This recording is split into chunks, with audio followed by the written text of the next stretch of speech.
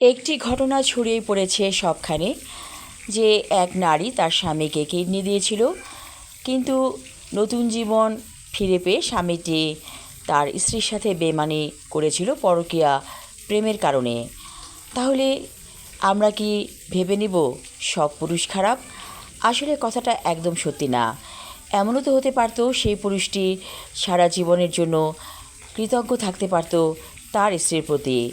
এই ধরনের ঘটনা সমাজে খুবই কম আছে, তাই বলে পুরুষ মানুষকে খারাপ বলা উচিত নয়।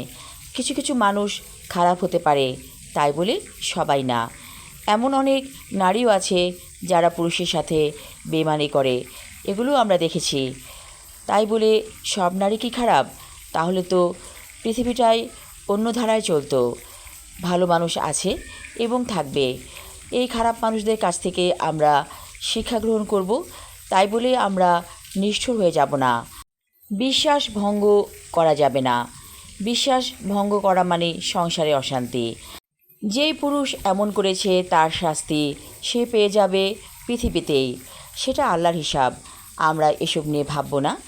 আমরা ভাবব কিভাবে সুন্দর রাখা যায় সমাজ এবং পরিবেশকে। আমরা যদি ভেঙে পড়ি তাহলে সমাজের মধ্যে অবক্ষয় সৃষ্টি হবে। তাই সব পুরুষকে খারাপ না ভেবে যে পুরুষ এমন খারাপ কাজ করেছে তাকে আমরা অসম্মান জানাবো। কিন্তু পুরুষ মানুষ যদি সবাই খারাপ হতো তাহলে তো সংসার টিকতো না।